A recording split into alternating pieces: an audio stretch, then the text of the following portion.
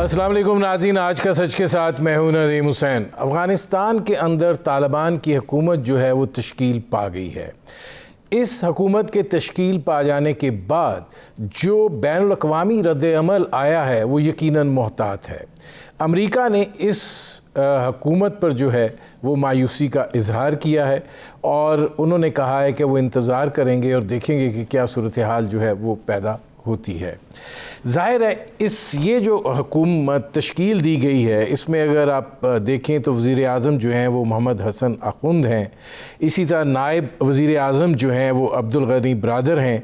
जो सबसे अहम इसमें जो वज़ारत दाखिला है वो सिराजुद्दीन हक्कानी के पास है और ज़ाहिर है कि वज़ारत दफ़ा जो है वो मुल्ला याकूब के पास है। ये जो बात की जा रही थी कि अफ़गानिस्तान के अंदर जो है वो एक ऐसी कसीरुल जहती हुकूमत होगी जो सबको काबिल कबूल होगी और वो अफ़गानिस्तान की जो एक कसीरुल जहती शक्ल है उसकी नुमाइंदगी भी करती होगी। दिखाई ये देता है कि इस सूरत हाल के अंदर वो लोग जो किसी न किसी तरीके से तालिबान के साथ उनकी जो जद्दोजहद है बड़े मौसर तरीके से उसके शरीके सफ़र रहे हैं, उनको जो है हुकूमत के अंदर शामिल किया गया है।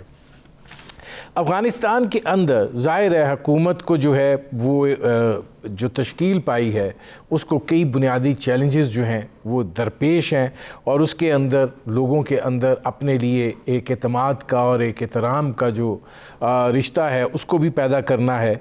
फिर जो एक मुआशी सूरत हाल है उसके पहिए को भी रवा करना है और ज़ाहिर है कि बहुत सारा जो लोग हैं वो अफ़गानिस्तान से बाहर गए हैं, जाने के लिए कोशिश हैं।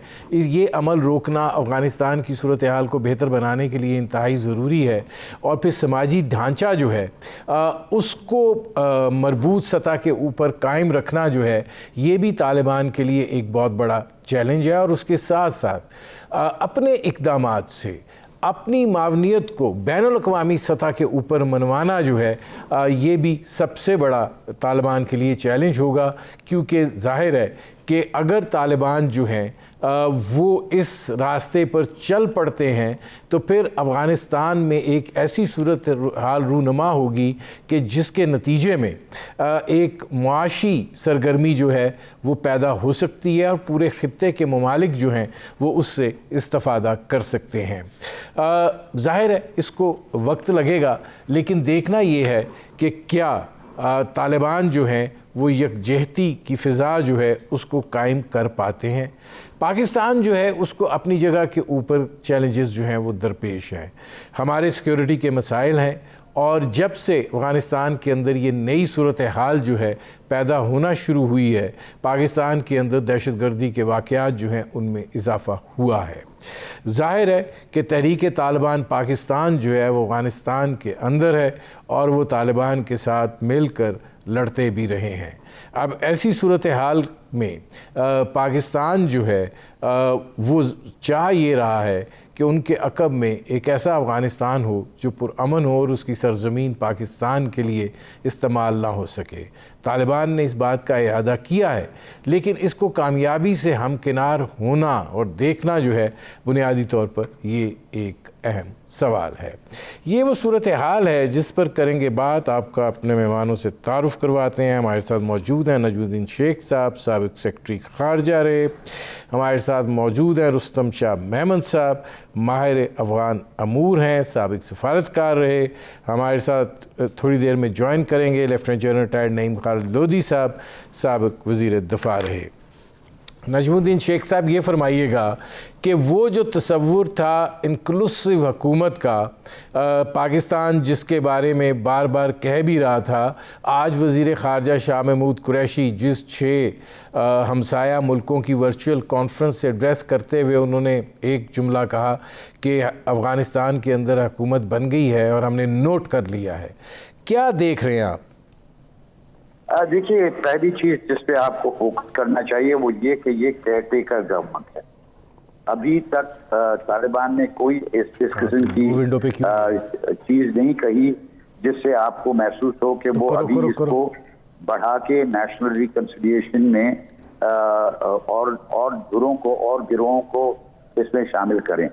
इससे अभी आपने देखा होगा कि रहीमोव ने ताजिकिस्तान में से कह दिया है कि साहब हमें खुशी होगी या उससे ज़्यादा उन्होंने ज़रा ज़्यादा सख्त अल्फाज इस्तेमाल किए थे कि ताजिक की नुमाइंदगी इस मीटिंग में, इस हुकूमत में ज़रूर होनी चाहिए। ये उनका कहना है, लेकिन मुझे लगता है कि यही चीज़ जो भी पड़ोसी ममालिक हैं अफगानिस्तान के, वो सब चाहेंगे कि ये इंक्लूसिव गवर्नमेंट हो और एथनिसिटीज जो हैं उसकी नुमाइंदगी होनी चाहिए। तालिबान ने कहने की कोशिश की है कि साहब हमारी जो फॉलोइंग है वो सिर्फ पख्तून में नहीं है, वो ताजिक भी हैं, उज़्बेक भी हैं और भी हैं, वो सब हमारे साथ शामिल हैं, क्योंकि सब अफगानिस्तान में चाहते हैं कि अमन हो। ये वाज़ेह है कि इन एथनिक ग्रुप्स को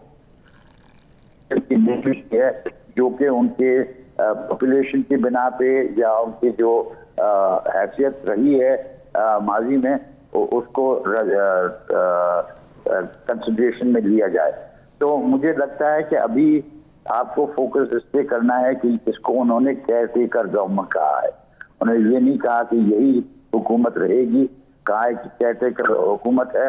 उन्होंने अहमद मसूद, अमरुल्लाह साले तो मुल्क छोड़ के चले गए हैं और मालूम ये होता है कि शायद अहमद मसूद साहब भी चले गए हैं, लेकिन अहमद मसूद के आखिरी जो कलमात थे इस मौजू पे वो ये थे कि हम चाहते हैं कि इंक्लूसिव गवर्नमेंट हो और हम चाहते हैं कि वो फंडामेंटलिस्ट गवर्नमेंट ना हो।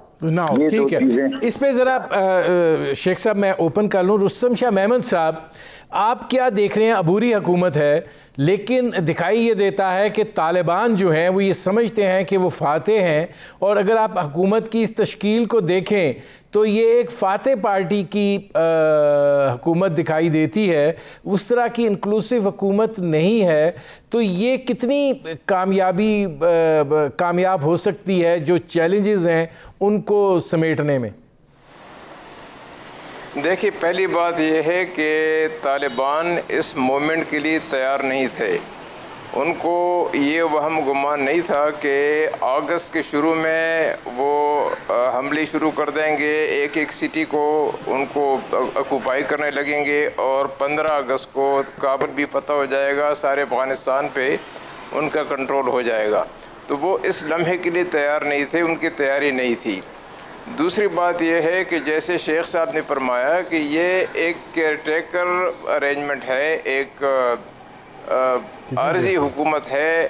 उन्होंने अभी तक ताजिक, उज़्बेक, तुर्कमन, बलोच और हज़ारा को वो नुमाइंदगी नहीं दी जो उनका हक़ बनता है। शुमाली अफ़गानिस्तान, मगरबी अफ़गानिस्तान में उनकी नुमाइंदगी बहुत कम है। इस वक्त भी एक ताजिक और उज़्बेक तो शामिल हैं, लेकिन जितनी होनी चाहिए वो नुमाइंदगी नहीं है। लिहाजा उनको काबीना को एक्सपेंड भी करना पड़ेगा। हो सकता है कि दूसरा इंस्टॉलमेंट आए, उसमें उन लोगों को नुमाइंदगी दी जाए। हो सकता है कि कुछ जो प्रोमिनेंट लोग हैं बाकी फैक्शन के, उनको भी नुमाइंदगी दी जाए। लिहाजा हमें उनको कुछ वक्त देना है। 20 साल वो जंग लड़ते रहे हैं, 20 साल में हज़ारों लाखों लोग जो हैं वो काम आए, इतनी कुर्बानियाँ दी गई, इंफ्रास्ट्रक्चर तबाह हुआ, इतनी डेवास्टेशन, डिस्ट्रक्शन हुई। अब 20 साल के बाद वो आए हैं, अभी तक तो हैबतुल्लाह खूनज़ादा मंजराम पर नहीं आए हैं, उनके रहबरी शुरा का इजलास नहीं हुआ है। तो हमें ज़रा उनको वक्त देना चाहिए कि जल्द ही वो, मेरे ख्याल में कि वो जितना जल्दी हो सके वो इन लोगों को ज़रूर शामिल करेंगे। मैं रुस्तम शाह मेमन साहब आता हूँ, मुझे एक ब्रेक लेना पड़ रहा है। नाज़रीन, हमारी गुफ्तगू जारी है, एक मुख्तसर से कमर्शियल ब्रेक का वक्त हुआ है, मिलते हैं इस वक्त। जनरल साहब, अब दो चीज़ें बड़ी इंपॉर्टेंट है, पहले ज़रा उस पर बात हो जाए। एक सवाल तो ये है कि सिक्योरिटी के नुक्ता नज़र से कि जब से ये तालिबान वाला सिलसिला शुरू हुआ है, पाकिस्तान के अंदर दहशतगर्दी के वाक़यात में इजाफ़ा हुआ है। और दूसरी चीज़ ये है कि तहरीक तालिबान पाकिस्तान जो है वो अफ़गानिस्तान के अंदर है और तालिबान के साथ वो मिलकर लड़ते भी रहे हैं। अब ये आप कितनी मुश्किल सूरत देख रहे हैं पाकिस्तान के लिए आने वाले दिनों में, और आप क्या समझते हैं कि जो तालिबान कह रहे हैं कि उनकी सरजमीन जो है वो इस्तेमाल नहीं होगी पाकिस्तान के ख़िलाफ़, तो उसकी कितनी मौसरियत है, अफादियत है? जी बहुत शुक्रिया। पहले आखिरी बात कर लेते हैं कि अगर मैं आपसे पूछूं कि अगर आज अमेरिका ये कहे कि जी हम फलाना काम करेंगे और तालिबान ये कहें कि हम फलाना काम करेंगे, आप दोनों पर से किस पर यकीन करें? मैं जवाब नहीं लेता, जवाब अपने दिल में रखें। अगर एक सुपर पावर तो अपने वादों की खिलाफवर्जी करती रही है, अभी तक मुझे नजर नहीं आया कि अफगान तालिबान ने अपने किसी वादे के खिलाफ कुछ किया। अगर कुछ किया तो आप मुझे बताइएगा। दूसरी बात यह है कि ये वादा उन्होंने सिर्फ पाकिस्तान के साथ नहीं किया, ये वादा उन्होंने दुनिया के साथ किया है कि हम अपनी सरजमीन इस्तेमाल नहीं होने देंगे। तो जब तक वो इसकी कॉन्ट्ररी कोई एक्शन ना करें तो हमें शक और शुबा में पड़ने की क्या जरूरत है। दूसरी ये बात जो आपने कही कि उनके आने के बाद इजाफा हुआ इनमें हमलों में, अरे भाई वो तो आज आए हैं, उन्होंने हुकूमत का आज ऐलान किया है, इसके बाद वो उन्होंने अपने गवर्नर का ऐलान करना है। 34 उनके सूबे हैं। ये जो हम बात कर रहे हैं इंक्लूसिव गवर्नमेंट की, ये तो तब पता चलेगा जब ये गवर्नर्स का भी ऐलान करेंगे और पता ये हम पता लगाने में कामयाब होते हैं नहीं कि वो गवर्नर्स जो हैं वो अपने अपने इलाके के लोग हैं और कितने पॉपुलर हैं, उसके बाद इस चीज का अंदाजा होगा। तो ये जो आप कह रहे हैं कि हमले बढ़ गए हैं, ये अशरफ गनी के जमाने से भी ज्यादा बढ़ गए हैं। उसके जमाने में तो हमारा, एक मिनट मेरी बात सुने, उसके जमाने में तो हमारा खून ऐसे पानी की तरह बहाया जा रहा था। तो मेरे भाई ये यही इंप्रेशन एग्जैक्टली पैदा करने के लिए हमले किए गए, जो इंप्रेशन जो आपने पकड़ा हुआ है कि जी उनके आने के बाद हमले बढ़ गए। अभी तो वो आज आए हैं, इसके बाद 5-6 महीने उनको दें, अपनी वो रिट कायम करें, उसके बाद आप ये जुमला कहिएगा जो आज आपने कहा है। कतन इसका उससे कोई ताल्लुक नहीं उनके आने से। और मुझे यकीन है कि जब इनकी रिट कायम हो जाएगी तो तहरीक तालिबान तितर बितर हो जाएंगे, उनका नामो निशान मिट जाएगा। वो बेशक उनको हमारे हवाले ना करें, इसलिए कि उनके पीछे रॉ नहीं है, उनके पीछे CIA नहीं है, उनके पीछे NDS नहीं है। तो जब ये तीन नहीं होंगे जो उनको पैसे देते थे, जो उनकी प्लानिंग करते थे, तो आपका क्या ख्याल है यार? तुम नॉर्मल सिंपल लॉजिक क्या कहती है, तो इस काबिल होंगे? एक जनरल साहब एक छोटा सा इसमें सवाल है, फिर मैं आगे बढ़ता हूँ। सवाल मेरा ये है कि आप जिस उम्मीद और एतमाद और यकीन का इजहार कर रहे हैं, आप ये समझते हैं कि अगर पाइपलाइन ड्राई हो जाएगी तो तहरीक तालिबान पाकिस्तान जो है वो कमज़ोर हो जाएगी, और आप ये कहना चाह रहे हैं कि वो फिजल आउट हो जाएगी? जी मैं ये कह रहा हूँ, और एक दो बातें मैं और थोड़ी सी ऐड कर दूं कि देखिए ये अभी इंटरिम गवर्नमेंट बनी है। अभी उन्होंने जो आर्मी चीफ लगाया वो भी ताजिक है, एक नायब वजीर आजम भी लगाया, वो भी आपको पता है कि उज़्बेक है। तो और आगे उनको थोड़ा सा टाइम दें। बाकी ये 2 डिमांड उनसे हो रही है ना, एक तो ये कि जी आप all inclusive government, all inclusive तो नहीं हो सकती, इंक्लूसिव ही हो सकती है। फिर ये कि ख्वातीन को नहीं लेकर आए। अरे भाई 100 से ज्यादा मुल्क हैं दुनिया में जहाँ कोई खातून मिनिस्टर नहीं है। कभी आपने आवाज उठाई है, या अमेरिका ने उठाई है, UK ने उठाई है? उसके अलावा जब आप ऑल इंक्लूसिव की बात करते हैं तो क्या अमेरिकी हुकूमत आज वो डेमोक्रेट्स को अपने साथ शामिल करेगी, या जो वहाँ के रेड इंडियंस हैं, जो वहाँ के रहने वाले हैं, उनको साथ शामिल किया उन्होंने? मैं इनको जस्टिफाई नहीं कर रहा तालिबान की बात। मैं जो लोग ये मुतालबा कर रहे हैं उनकी डुप्लिसिटी पे हैरान हूँ। ऑस्ट्रेलिया में जो अबरजीन्स, जो वहाँ के मकामी नुमाइंदे हैं, कितने हैं उनके उसके अंदर, कैबिनेट के अंदर? तो मेरे भाई ये चीजें हैं सारी बेसिक इंटरेस्ट की। उन्होंने नहीं मानना है, अमेरिका ने और UK ने, मैं जनरल साहब आता हूँ, उन्होंने नहीं मानना है तालिबान जी, और तरह तरह के कीड़े निकालते रहेंगे इसमें। ठीक है। अब शेख साहब आपने जनरल साहब की बात सुनी, वो ये हम मतलब पाकिस्तान कह रहा है कि इंक्लूसिव गवर्नमेंट होनी चाहिए, जनरल साहब उस चीज़ को नहीं तस्लीम कर रहे हैं। आप क्या समझते हैं कि ये अफ़गानिस्तान की जो इंटरनल सिचुएशन है वो तकाजा करती है इंक्लूसिव गवर्नमेंट होनी चाहिए, या ठीक है तालिबान फाते हैं, वो अपनी हुकूमत तश्कील दें और मुल्क चलाएं जैसे चलाना चाहते हैं? नहीं देखिए, मेरा ख्याल है कि जनरल साहब जो आप उनसे कहलवाना चाह रहे हैं वो नहीं कह रहे हैं। वो कह रहे हैं कि अभी कैटी का गवर्नमेंट है। मैं शेख साहब कुछ नहीं कहलवाना चाह रहा। सही कह रहे शेख साहब, ठीक कह रहे हैं। आपने ट्विस्ट किया मेरी बात। नहीं जी देखिए अभी फिर से मैं इसी पे जोर दूंगा कि ये कैटी का गवर्नमेंट है। ये कैटी का गवर्नमेंट से मुराद ये है कि गवर्नमेंट को अभी पूरी तश्कील नहीं हुई है, और उस पूरी तश्कील करने में मैंने आपसे जिक्र किया कि वो अभी भी मैं समझता हूं कि अहमद मसूद से बात करने को तैयार हैं। इसमें रुस्तम शाह मेमन साहब आप क्या कहेंगे इस बारे में? जनरल साहब ने बिल्कुल सही फरमाया। देखें, पहले तो हम इनको कुछ वक्त दें, उसके बाद हम ज़रा कंपेयर करें कि पिछले 1 महीने का अफ़गानिस्तान आप पिछले 5 साल के, 10 साल के, 15 साल के अफ़गानिस्तान से उसका ज़रा मुवाजना करें। उस वक्त क्या होता रहा? जनाज़ों पे बमबारी होती रही, वेडिंग पार्टीज़ पर बमबारी होती रही, मदर ऑफ ऑल बम्स गिराए जाते रहे, लोगों को अजियत दिया जाता रहा, लोगों के अमेरिकन सिपाहियों ने ट्रॉफीज़ के लिए अफ़गानों को कत्ल किया, उनकी उंगलियां जो हैं वो जुदा की, उनको एज ट्रॉफीज़ अपने साथ ले गए।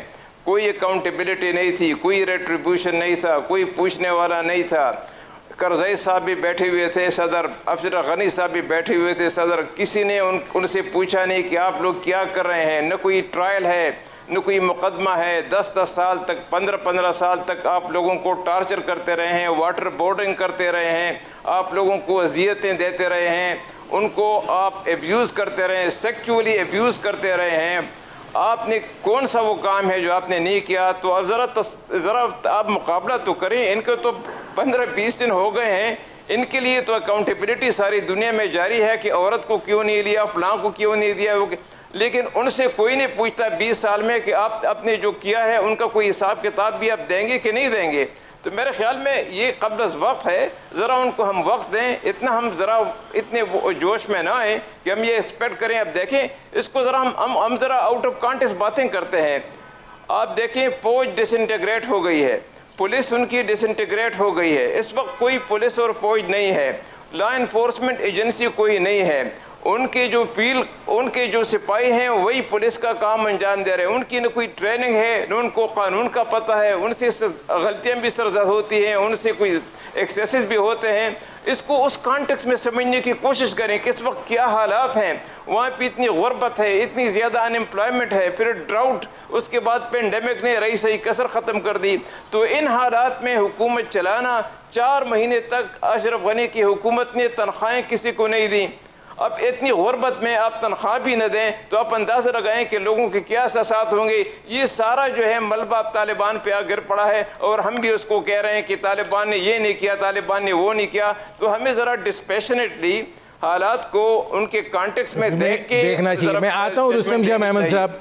अच्छा, इसमें शेख साहब आपसे जब बात हो रही थी, मैं आपको एक चीज़ बताऊं, जब बहुत ज़्यादा ये हुकूमत साजी के बारे में बात हो रही थी और ये कहा जा रहा था कि मुख्तलिफ फैक्शंस जो हैं उनसे गुफ्तो शनीद हो रही है, तो उस वक़्त भी मैंने रुस्तम शाह मेमन साहब से एक सवाल किया था, और शायद ये वाहिद थे जिन्होंने ये बात उस वक़्त बड़े दो टोक अंदाज में मुझे कही थी कि गुलबदीन हिकमतियार, अब्दुल्ला और हामिद करज़ई ये बेमानी हो चुके हैं, इनका कोई काम और मकसद नहीं है।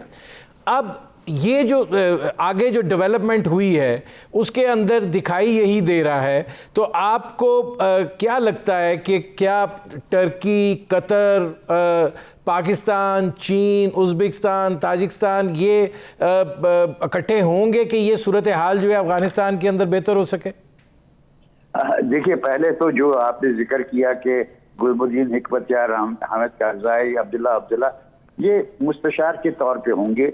इनको हुकूमत का हिस्सा बनने का अगर शौक भी है तो वो होने वाली बात नहीं है, और इसका इन तीनों को पूरी तरह से यकीन है। ये जरूर है कि चूंकि ये पहले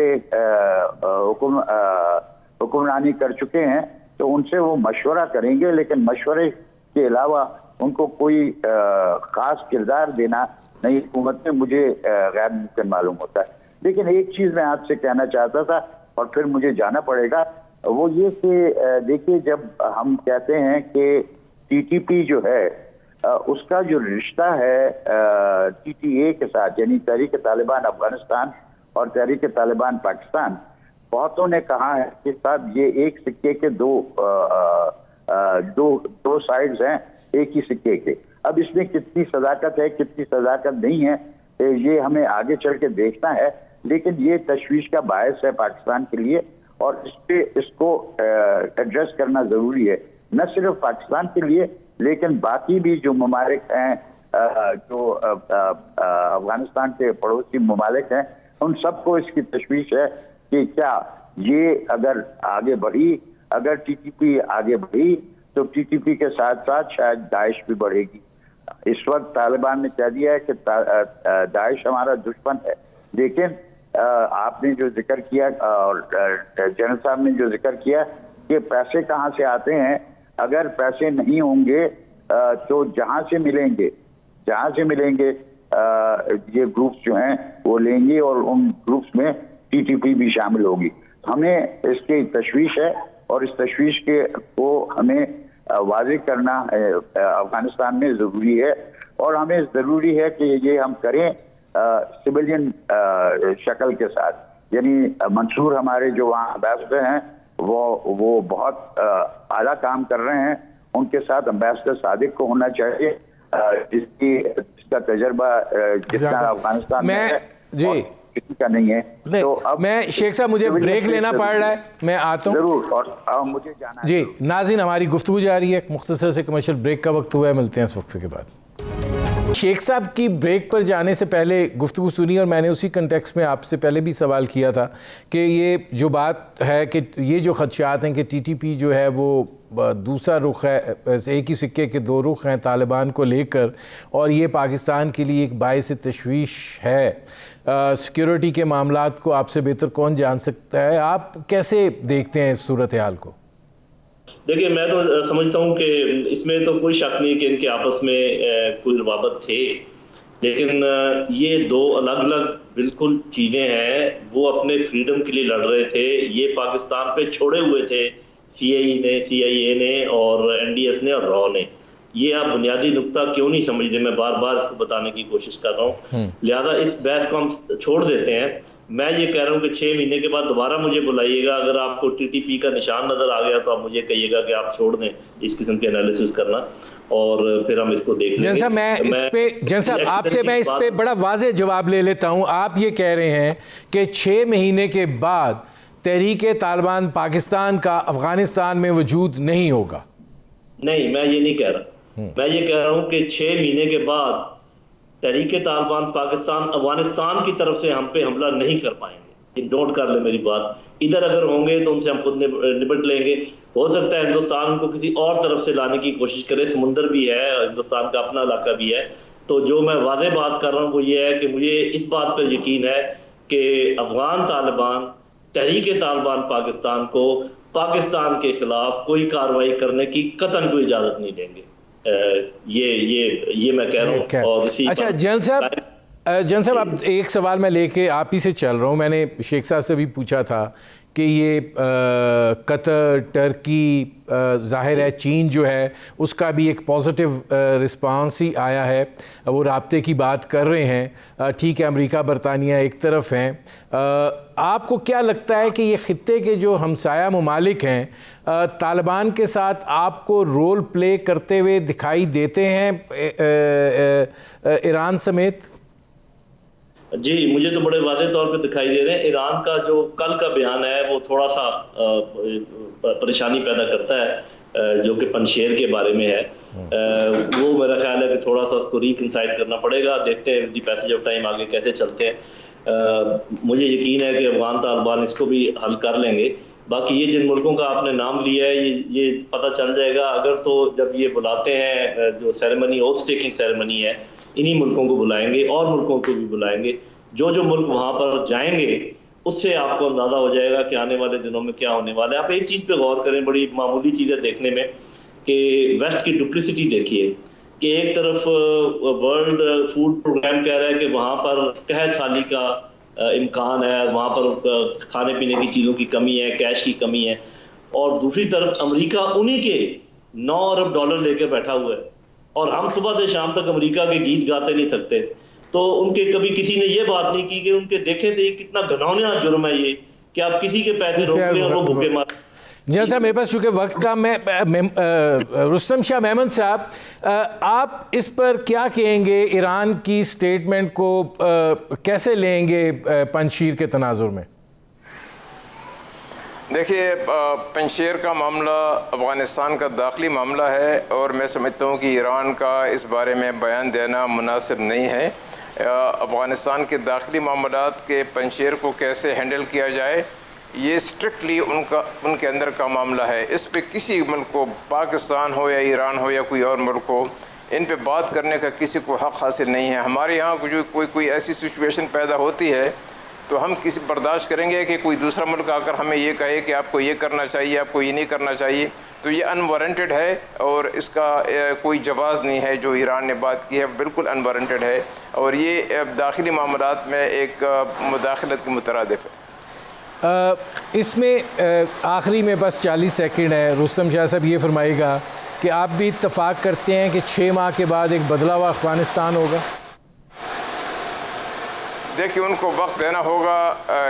TTP वगैरह जो है इनकी न कोई फॉलोइंग है, न कोई सपोर्ट है, न कोई इनकी हायरार्की है, न लीडरशिप बाकी है। बच्चे कच्चे लोग हैं, कोई इधर है कोई उधर है।